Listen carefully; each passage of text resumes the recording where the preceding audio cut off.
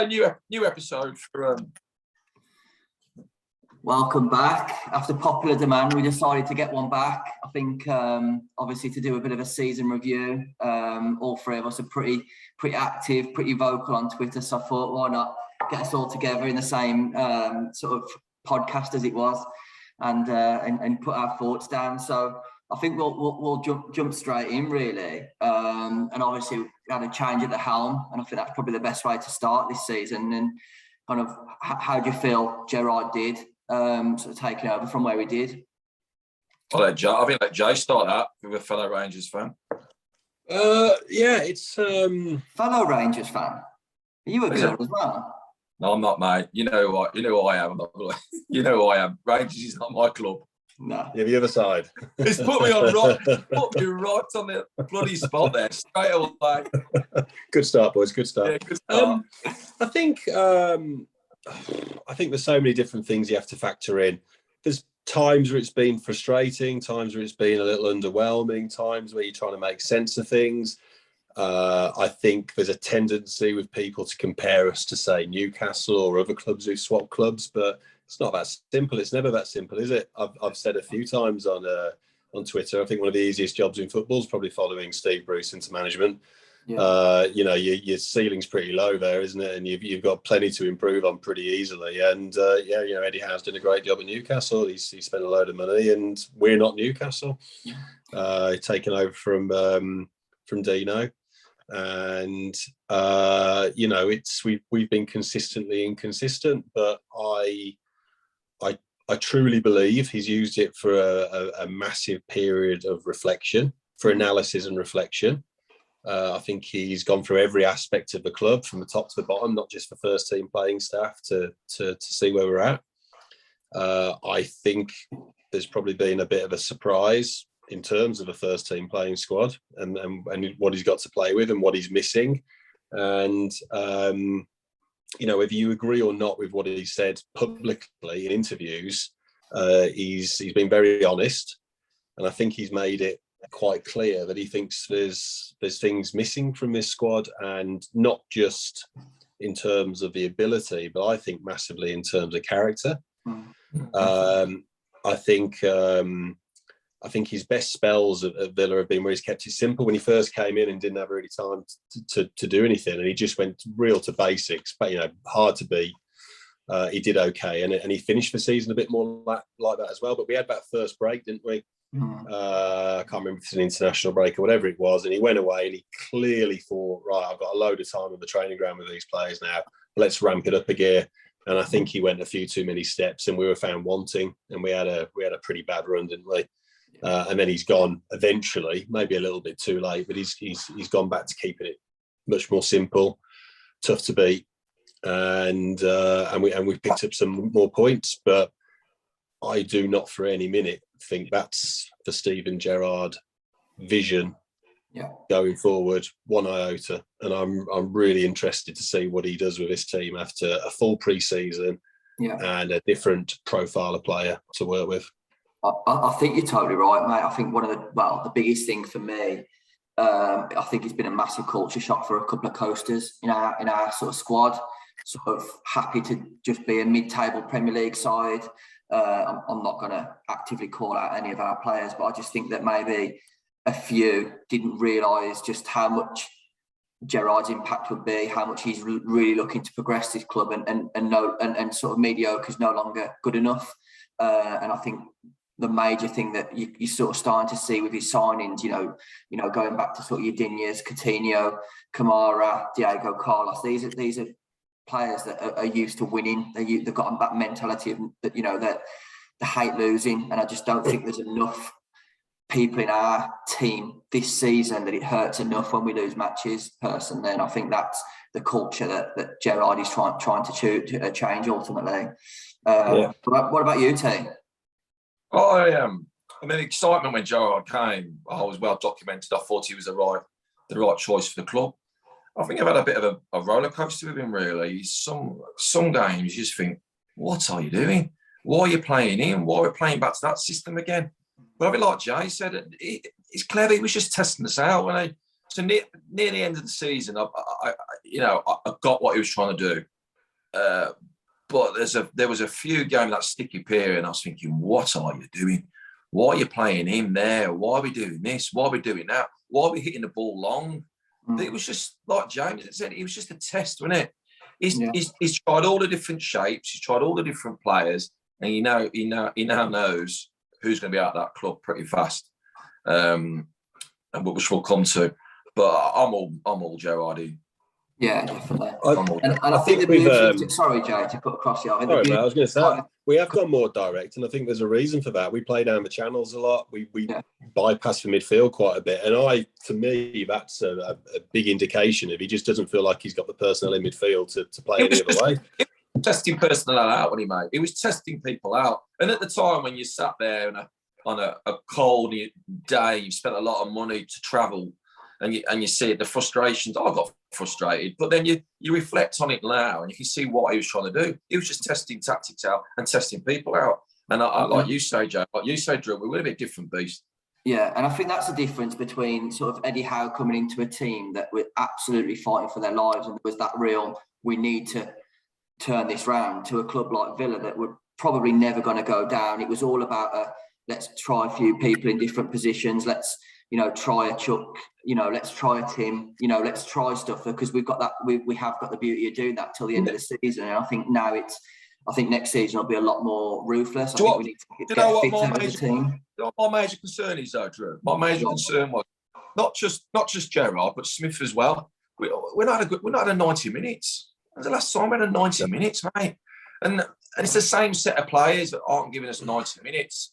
So if you love them or you hate them, I'm not like you, mate. I'm not going to single characters out, but the spine of the team, I'll single out, and I think the spine of the team won't be there next season. No, I agree. I mean, I think that has been the major issue with ourselves, and probably being a Villa fan really, is that every time we look like we're about to kind of kick on, there always seems to be that little bump in the road. I think looking back at a game that stands out to me, I think we went and played Brentford away, and if we'd have beat them, it would have really put us in the thick of sort of in the top 10. To go 1-0 up, it was probably the worst team I'd seen Villa play that season. To then concede a really easy goal and then go on to lose that match again, another game. How we lost that game, honestly, we lost that game, because they were crap.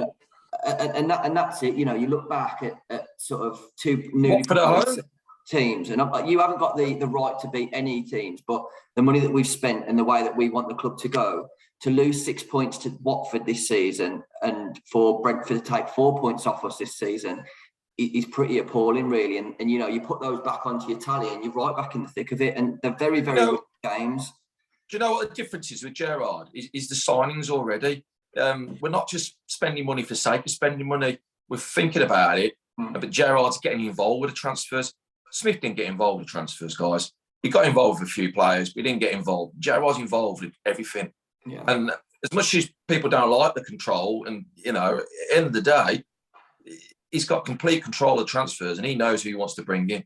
And they're spending £30 million on Danny Ings just to make the Jack Grealish saga happy, and we're all those days are going to go.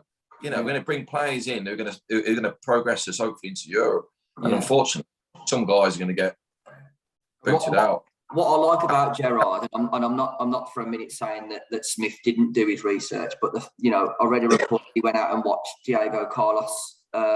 He went out and it was well reported he was in the crowd watching Boubacar Kamara. Like, I love the fact that that's how hands-on he is about who he wants to bring into the club, and going to visit Kamara at his home, understanding the way he lives, understanding everything about these players before bringing them in, and also read that same sort of report when we bring in the youth in. So like that, your Kerr Smiths, apparently the report that we put together, and he just blew his socks off. That's why he couldn't turn us down. And I just feel like from top to bottom, we're just getting so much right off the pitch. It's now about getting it right on the pitch now, isn't it? So True. It's that spine. We just sort that spine out. Yeah, and I think it's been addressed. I think it's largely been addressed so far. But listen, well, we could talk about Gerrard for a long time, because I think there's still a lot more to come for him. But what is amazing, boys, is you've got Coutinho, Luca Digne, you got Kamara.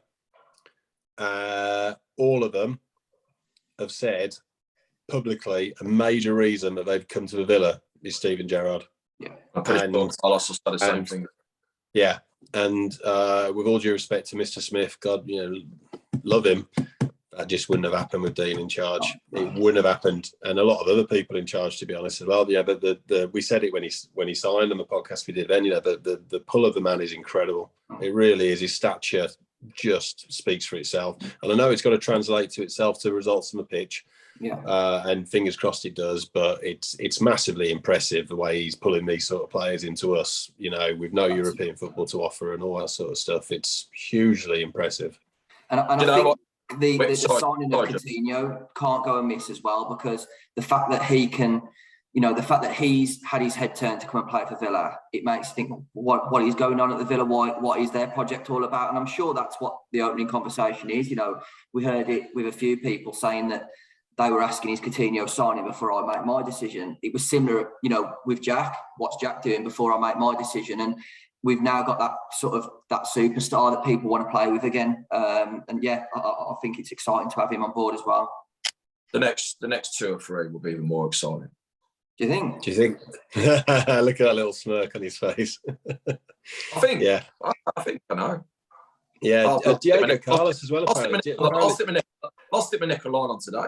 We'll go on to that, but I think I want to wrap the season up properly first before we kind of go on to sort of what we've got and what we still need and potentially what we think might leave. So I just wanted to a bit of a quick round, really, in regards to who's been your player of the season, lads.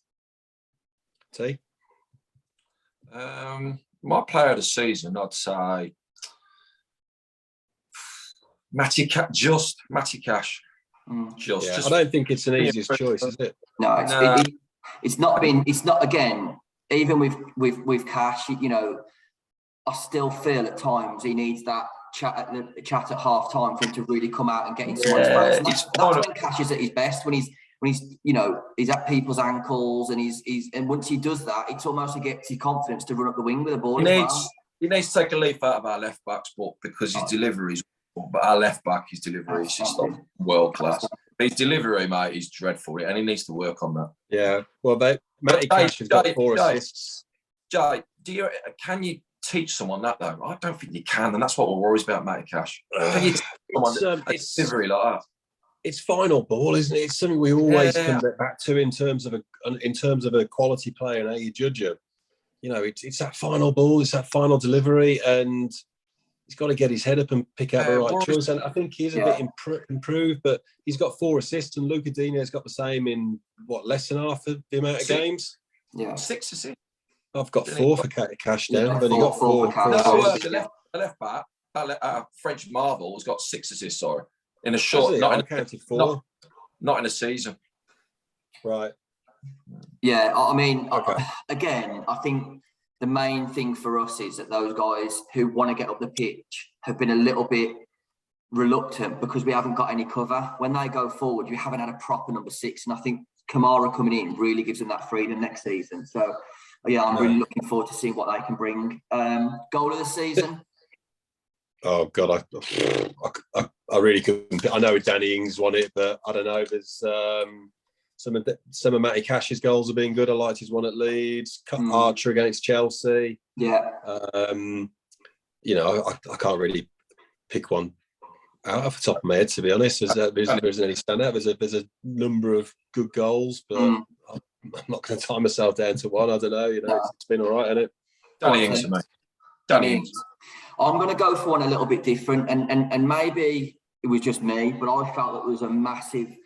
There was a lot of tension in the stadium when this goal went in, and it felt massive because it was sort of the start of Gerrard. And I think that goal that Watkins scored against Brighton felt massive to me. That did when I was there, and it was probably not to disrespect to Ollie, but it was such a good finish for a striker. And I don't normally put him down as a clinical finisher, Ollie, but it was a really good finish. And yeah, just for the occasion, I think it felt a really big goal for us. So I'm going to go Ollie. No, it was. I mean, there's been a lack of goals throughout the team all season, isn't there? I mean, that's not helping. Yeah. We need to get some more goals into the team. That won't be lost on Gerrard at all. But the end of the day, mate, you're struggling to pick one, so there's got to be a goal somewhere. Yeah, I mean, in fairness, there has been some really good finish. I mean, even Ramsey's against Arsenal when we lost, I thought that was a superb finish. His couple of goals against Leeds were great finishes. You got Ings, you got a lot of good goals. But for me, it was just I felt like that was a massive goal for us. But anyway, performance of the season. What'd you say? Grealishes, yeah, you are. So. Performance of the season. I'd go home. Southampton at home, 4-0. Away, I would go either Palace away near his beginning, or I thought Burnley. In fact, Burnley away was probably the 90 minutes performance we've all been waiting for. So yeah, I contradict what I said earlier. But yeah, probably out of those three. Yeah, I've got the same list, to be honest. With Leeds away, I mean, I know Leeds were poor at the time, but it was just a really good away performance. We were good. They were bad, but we were good. So same sort of list, really. But yeah. Yeah, again, another one that I'd probably throw in there is, I know we lost, but Liverpool at home, not far off the end of the season. I thought we were superb that game, and showed that we can go toe-to-toe with it. I know that they were tired and they've had a long old season, but I think we went toe-to-toe with them, and bar a really, really, probably the worst refereeing performance I've ever seen in John Moss. I thought we deserved a bit more out of the game, but it was awful yesterday, wasn't it? Oh mate, yeah. I believe that he got another game. I thought, what are you doing? It's just unreal, mate. To give him another game against the biggest game, in the world, isn't it? Really, a player final amateur win, and he was just. There's at least one penalty in that game. Yeah. But going back to it, it's like T said earlier, like everyone said all season, it's not a thing. There haven't been many big 90-minute performances ever. So you're thinking about performance of the season. There haven't been many 90-minute performances. Second half against Man United at home was great. First half against Tottenham at home was brilliant. There's isolated, fantastic 45 minutes where we played really well. It's just not been often enough that we've put, 90-minute performances. I can't wait to see Gerrard next season. A cup run. I think he's a knockout. For me, he's a knockout specialist manager. Yeah, I think we'll go far in a cup run next season. Let's try and avoid Man U in the second round for once. Then bring him on. Actually, I wouldn't mind him at the minute if they're saying all right, and let's go on to what we've bought in so far. So obviously, start from oldest to newest in regards to transfers. So start off with Coutinho. We've obviously had a taste of what he's got this season, what he's going to bring to the team.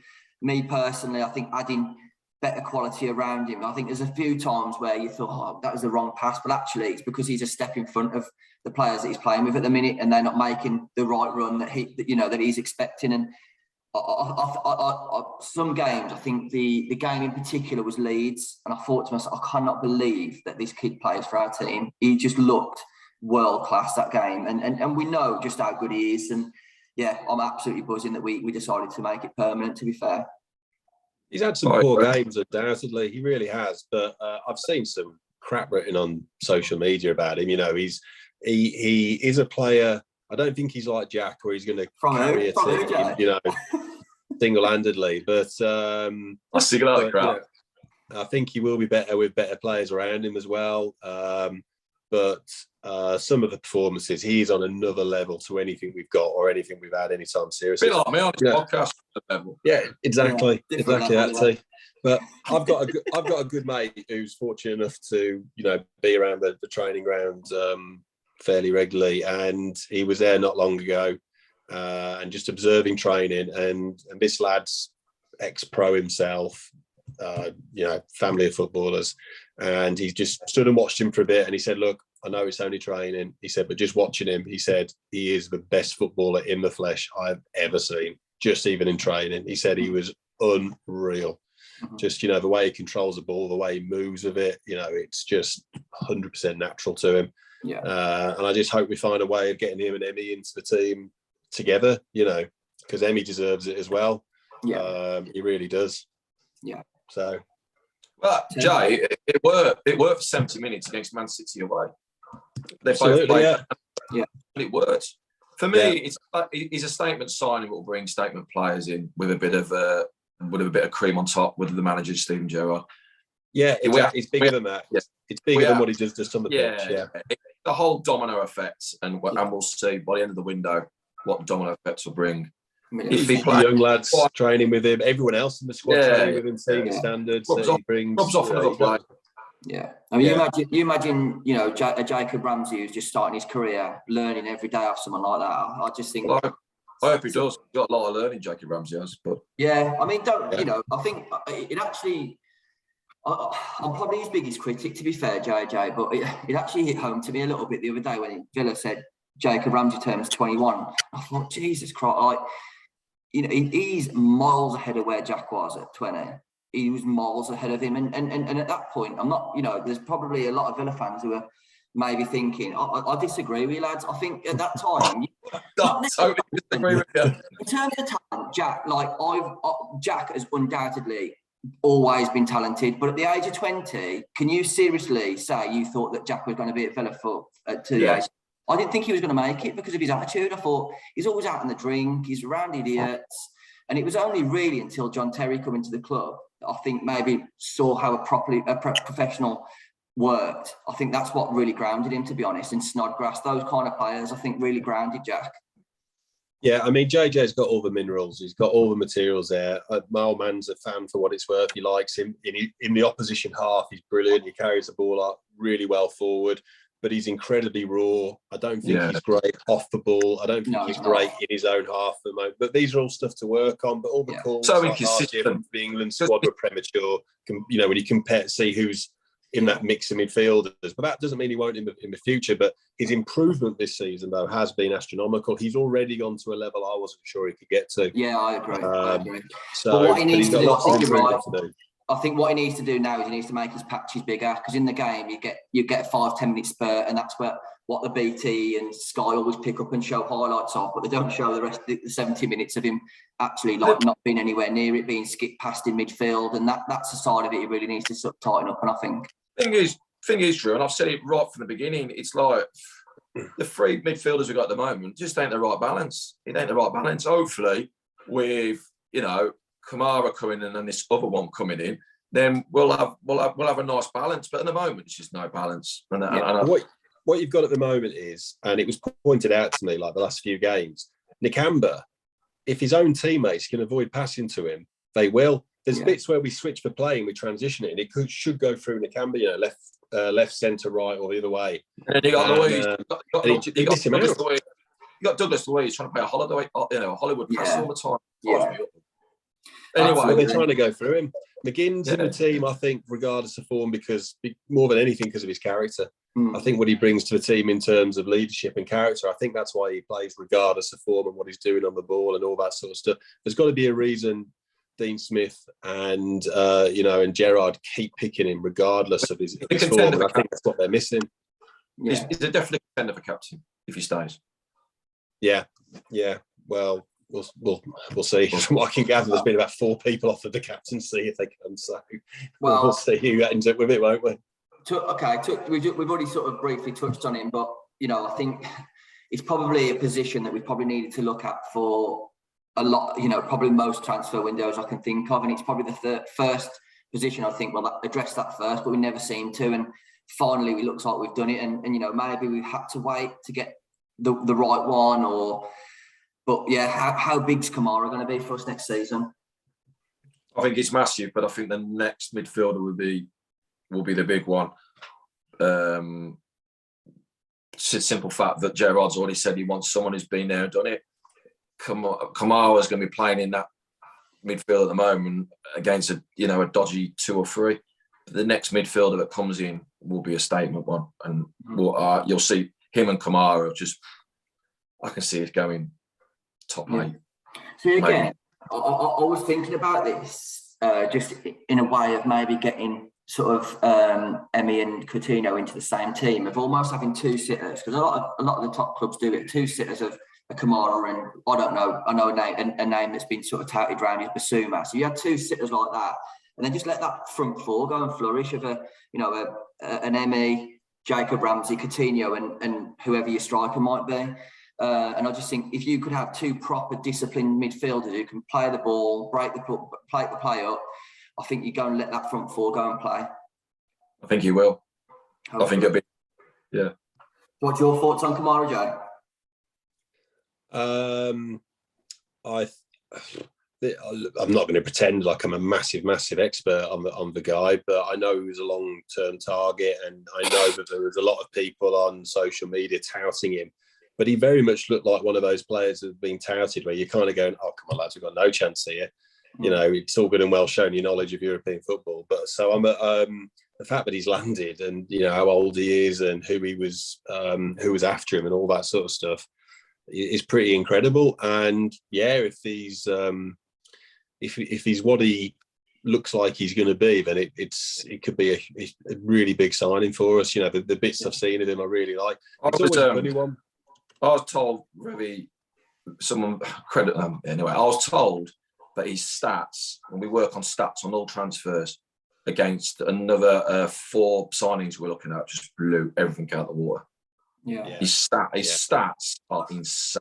Yeah, I think the big and most important one that I read was that, you know, at the age of 22 for a defensive midfielder, I think he's only ever made one mistake leading to a goal, and for a team that I don't think's got the best concentration, I think that's massive for us. True. You've also got to remember that he can play in that back 5 as well, which you know, which I think he often does as well. When he plays for Marseille, you'll see when they're defending, he almost drops in as a sweeper, and I think that's because he came through as Marseille as a centre back, and a little bit like Declan Rice got pushed forward a little bit. If you notice, Luis has been doing that. He's been going into the quarterback, right? But he's been playing the Hollywood pass. This guy won't. This guy will play simple, sharp move. Luis played high 90% of passing is like for the season, which is again outrageous. Okay, touched on Kamara. Anyway, I think anyway. Go on. If you put me on the spot, I think he'll replace Luis. He's going to replace. Luis is going. Yeah. I think we've always said on this podcast, I don't really get Luis, if I'm being honest. I don't really get him. I don't really get like what he's meant to be doing. I don't think he's built for the Premier League. He's not fast, like in terms of he doesn't like a quick pass. He'll take 2 or 3. He wants to slow the whole thing down. There's no real tempo to him. But yeah, let's touch on Diego Carlos. What do you think he brings in? Got a lot of muscle. The bloke's a beast, isn't he? It's like a brick. Just like me, mate. It's my muscle top, yeah. 2 sizes too small.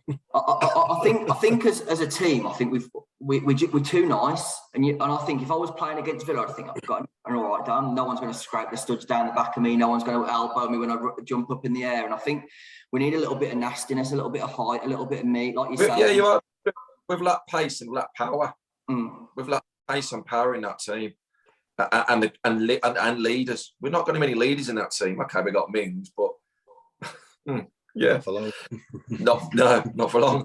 So when we want pace and power, and we're bringing it, I'm so excited. In fact, once again, lads, as well. This is another signing. He had a lot of offers, some good offers. Yeah, and we were proactive. I'm not sure if it was Gerrard in this instance, but I know we jumped on the plane and went and saw him, and that's what swung it for us. He had some good offers, and the decision was made to get the jet out, get out there, get face to face with him. Bit of old school hustle, and it swung it for us again. So yeah, you got to commend the club what we're doing to get these players in, because a lot of these boys, to get them to come into us, like I've said before, with no European football, you can't underestimate what a big thing that is. You know, it's a big coup. This isn't 20, 30 years ago when you're signing players and you're getting the likes of whoever coming into Sheffield Wednesday, or you know, whoever was signing players back then. Yeah, these boys now, they want European football, you know, and there's plenty of clubs willing to offer it. So, you know, kudos to the club, because this is big achievements, and not done yet. No, definitely. Okay, so let's move swiftly on to that then. So what players do you think you see leaving, and what players do you still, or not necessarily players, I don't want us to, I know a few of you've got, sort of you talk to a few people connected to the club, so I won't put you on the spot, but what positions do you still think we need to address, and what players do you think are going to be leaving? Quickly, I think I'll be a centre-back. I think we'll play a left-back. I think we'll get another strong centre midfielder who's played in the Premiership. I think we'll get a striker with experience. and I also think we might get another striker depending on the outgoings. Okay. I mean, again, I just saw that today. I heard that he was going to keep Davis, but there's talk today that Forest looking at signing him for 15 million, which I'd snap the hand off for 15 million. We're not keeping Davis. Yeah. Well, if they offer 15 million, mate, we'll piggyback him up to Nottingham. There's a lot of paper talk at this time of year, boys. We know that there's a tendency with social media to believe every single link, everything that's said. Every newspaper article.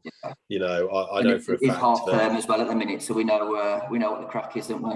Yeah, and the club aren't daft as well. Sometimes, some players who've already been stated by the manager and the club that they're not leaving. That is sometimes just a message of, don't make us any silly offers. If you want the player, offer the worth, or don't waste our time. Hands up! I didn't hear the Kamara. I heard Winch, but it was signed. So some players you hear, some players you don't. It's just Yeah, and I think that's great to see like how Villa are conducting themselves behind the scenes, and then there's obviously little bits of information get drips to the press, but ultimately, like you say, before you've blinked, we've already got them signing on the dotted line. So the thing for me, Drew, Jad, the most important thing this window now is getting rid of the Smith Deadwood.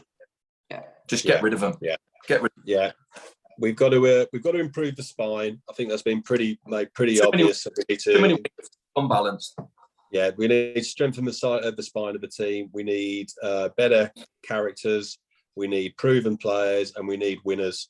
There's not enough winners in the team. There's not enough of that winning mentality. Every successful team over the years, probably in most team sports, they're full of players who are winners, who hate losing, absolutely hate it, just competitive animals. And I just don't think we've got enough of that. And you see it, that, you can't sell this player, you can't sell that player and stuff like that, particularly in the midfield. Our midfield doesn't function. It's not good enough. Yeah. So for that to change, there's going to have to be changes of personnel. And that means some of the current ones are going to have to leave. So David Luiz, I think David Luiz is a lovely footballer. He's a Brazilian international. I think he'll probably go somewhere else, into another country where the pace of the game probably suits him a little bit more, and he'll have himself a great career. And people are going, we shouldn't have sold him, stuff like that. I think I tweeted it the other day. I'm not quite sure he's suited maybe to the pace of this league and the lifestyle. Yeah, I think Luiz will the best trainer. I think Luiz will go, but stay in this country. Do you? Okay. Well, we'll see. He might go to another club and play a slightly different way, and it suits him. Every club's different. Every environment's different. How they want to play is different. He'll get something that suits him better. I'm sure he'll have a great career, but I think he's just a little bit too laid back for Gerrard. I don't think he's the greatest trainer in the world. Not to say he's a bad egg or anything like that, but Gerrard talks about profile, and I'm just not quite sure he's the profile we need. What future do you see for John McGinty? What do you reckon? Do you reckon he's got a future in the starting 11? 50 million pound comes in rumoured. I think he'll go. Can I just say as well? I think what Gerrard's going to build is a very, very competitive squad, and what I mean by that is that when he brought Digne in, it was target. He shit the bed. He was like, I don't want to compete. I want to go somewhere. I'm going to be comfortable again. So if someone comes in, let's say again, like a Basuma that's been touted around the press, if Basuma comes in, you'll see what sort of character McGinn is. If he goes, well, he's obviously brought him to replace me, or get my shirt, mate, because it's mine. That's the mentality I think Gerrard wants throughout the squad. We want Basuma. I don't know.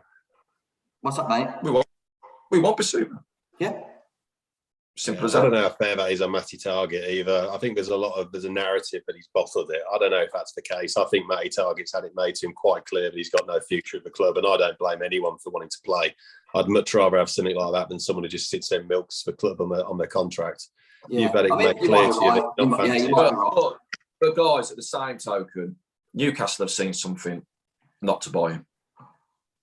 It's character. Yeah. It's character. No, Newcastle, I can't see him going to Newcastle now. I don't think he will go to Newcastle. So not with where they're trying to go. He Steven Gerrard sticks to Fulham, doesn't he? That's where he'll end up. He'll back at Fulham. Okay, cool. Right, I'll pin you to the wall. Let's say that Diego Carlos is over the line. Then what's the next name or position that comes in? What do you say?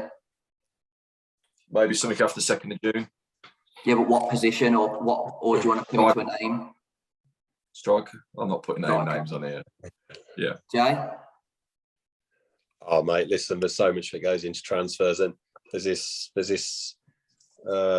thing that people think players get signed in terms of their priority and stuff, and they don't. The deals just get done when they get done. It depends how complicated the deal is to do, don't they?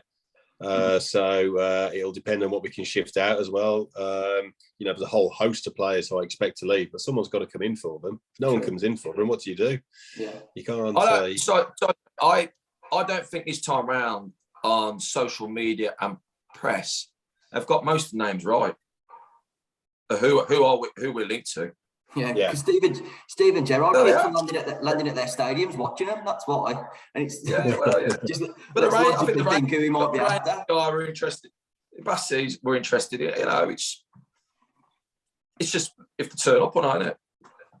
Cool. Okay, but based on the fact of what we've currently signed, what's your predictions for next year? We'll finish on that. What's your predictions for next year? 7th. I will go top 8. I think the one thing I'll say is, if we rip half this team apart, which it looks like we will with starters, then you would think there's got to be a bedding in period. I've seen people sort of saying that by October he's got to have it nailed and stuff like that. And don't get me wrong, he does. He's not going to have much time, Gerard. He's there's going to be pressure on straight away. But this should disclaim with it. Yeah, just give us the bloody position. Stop. Yeah. But I would say, if we're not pushing for top 8, assuming that you don't get injuries to key players and all that sort of stuff, it's got to be top 8. It's got to be.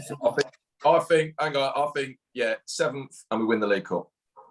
You know what? I was going to go for that. Maybe that will stay long. I was going to say that. I don't know if we'll win it, but I think we'll go deep into both cup competitions, and I think